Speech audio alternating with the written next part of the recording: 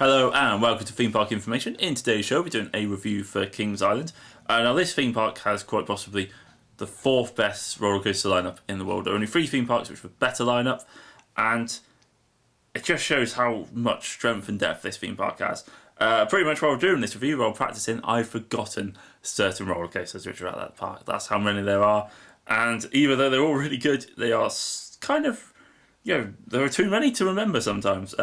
And that says everything you need to know. I was going to do it by roller coaster first, but I think I'm going to do it by lands and set it out that way for this review. So a little bit of change of setup and direction for this one, but it makes it easier to read on Wikipedia.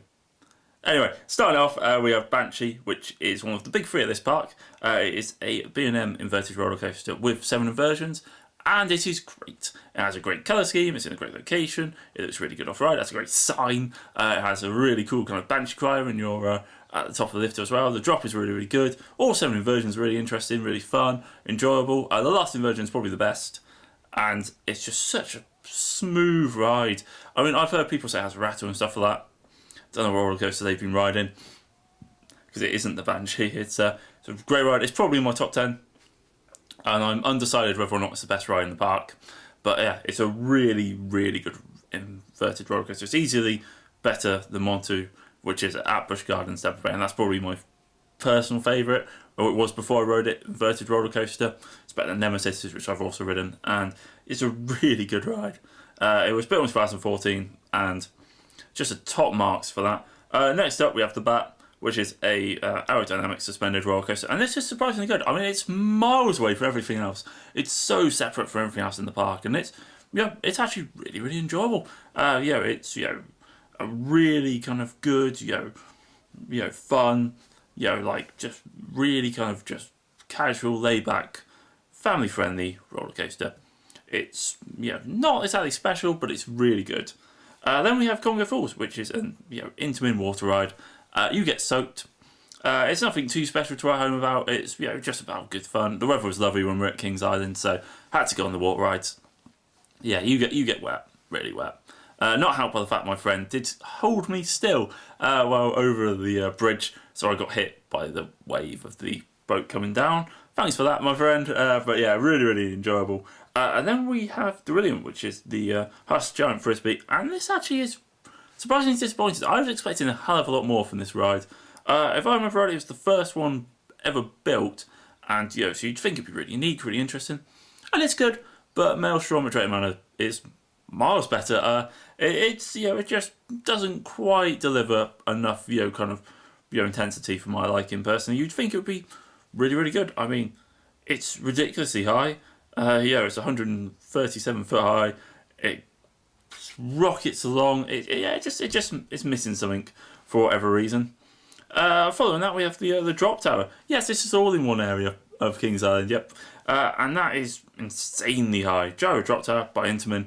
A lot like Scream at Heidi Park. It's really good, really forceful, intense. The brakes kick in a little bit early for my liking, but you probably prefer to stop too early than too late. So, all in all, a really, really good attraction. Pretty nerve-wracking, being the fact that it's 315 foot tall.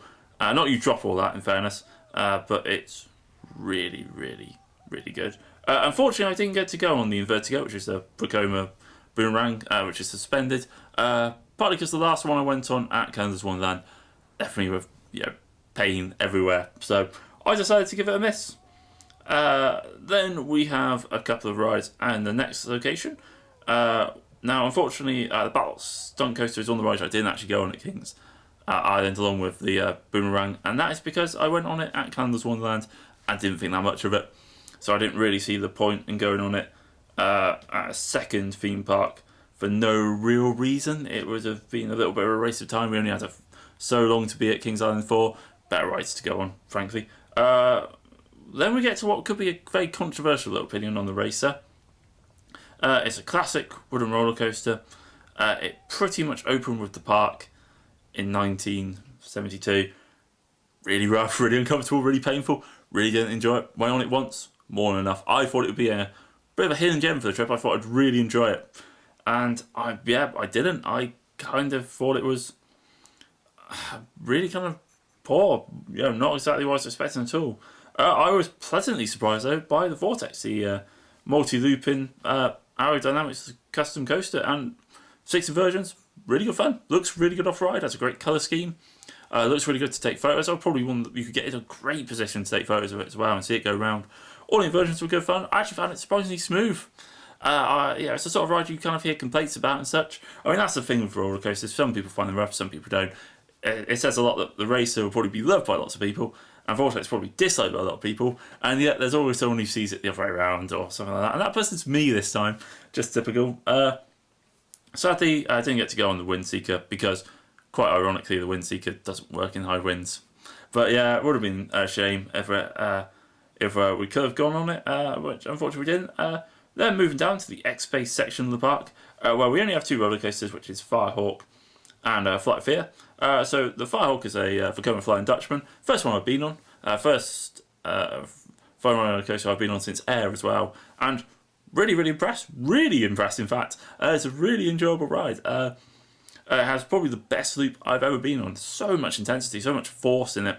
Really enjoyed, really comfortable. The restraining system maybe is really overcomplicated, but keeps you really secure. It's comfortable to be either on your back or on your front with. And yeah, it's actually really, really smooth. Really enjoyed it. I wasn't expecting it to be anywhere near as good as it was. Now, the Flight of Fear roller coaster is pretty much a launch coaster. It has several inversions, and it's really good. It has a lap bar. Yeah, and really enjoyed it. I was really surprised by how good a roller coaster it actually was. I've heard a rumour that it's pretty much Rock and Roller Coaster, just a remake of that. But yeah, really enjoyed it. Thought it was a really, really good ride. And would happily go on it again. Now we did manage to get to go on the mine train, and that was reasonably cool. Nothing too special about it. Like a bit of a classic mine train. It has quite a long ride. Quite cool theming. It has one of the most disappointing lift tours you ever go on, because you think you're going to go down and never drop. You go back to the station, which is a little bit of a poorly planned setup if ever there was one. But then we are going to move on to the Rivertown section of the park. And this is where things chain up. We have Diamondback, which is a B&M hypercoaster. It opened in 2009. It could have opened yesterday. It was that smooth. It had great length, great airtime. It was just really enjoyable. It's a long ride. It seems to, you get plenty of bang for your buck. It's well worth waiting for. It is a really enjoyable B&M hypercoaster. Not as good as Shambhala, it has to be said, but not that many roller coasters are ever going to be as good as that. So. It's a really good start. It's the first ride we went on in the day, and it was a great way of starting it. Then we have their newest ride, Mystic Timbers. Man, was I impressed by this. It's not great in terms of stats, but what it makes up for, its intensity, transitions, pace, airtime, it just hurtles along. I mean, it apparently goes 53 miles an hour. It feels faster. I mean, it's only 109 foot tall. And it doesn't need to be any taller than that. It has a really good length. It's a perfect addition to the park. I mean, I know a lot of people want Kings Island to build a Giga coaster, but this is just the sort of ride they need. Just a really modern, up-to-date wooden roller coaster. And then we have the complete opposite of that, just underneath, which is the Beast, which opened almost 40 years ago. And I'm not going to lie to you, I actually was a little bit disappointed by the first half of it. I mean, it's good. The first half of it is good. Enjoyable. You go out into the middle of the woods. The drop is really cool. But it wasn't overjoyed by it. I mean, I was wondering, it's like, this is considered a really innovative and interesting roller coaster for its time. And then the second half of it hits you with the 540-degree helix, and oh my dear God, my brain was left back at the top of the lift hill. It is so good. You can see why it's a classic. You can see why it's loved by enthusiasts and the public. It is apparently amazing at night. I never got to go on it, unfortunately. We'd have got back far too late from our trip. So it is something to do in the future. If I ever go back to Kings Island, it would be amazing to do. Generally, a really, really long ride. Really good ride. Really enjoy going on it. Possibly, without the trim brakes, it would be unbelievably good. If you ever got to go on them with those turned off, I think it would be very much a top 10 for every ride. But moving on to the Rapids, and oh dear God, do you get wet on these? They are great fun. I really enjoy a good Rapids ride, and we happened to be on with 3 girls, and they got soak in wet. Me and my friend, relatively dry. They got drenched. It was really funny, but yeah, it sums up how wet this water ride is. It is absolutely great. It is a long ride. There's plenty of water effects. There's some double up waves which hit you, and you could get soaked on this. It has so much to offer this as a theme park. It was really clean. The staff are really good. There are plenty of food places.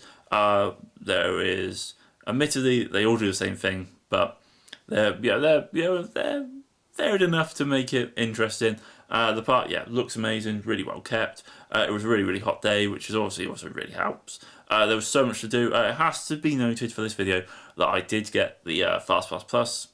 It was pretty much Memorial Day when we went, and we were only going to be at Kings Island for a day, so we wanted to get everything done, and it made sense. I would appreciate if you only go to go there once. I would highly recommend getting it.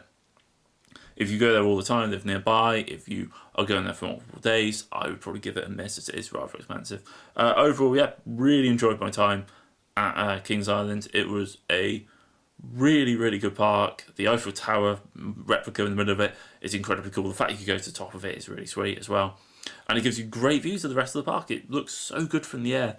It's just generally a really good park. It's a park which, give it another 10 years, could be possibly really competing with the free theme parks which are probably above it. I mean, it could very easily be one of the best theme parks in the world in the not too distant future. If Cedar Fair spend some money at there, it could be a great theme park.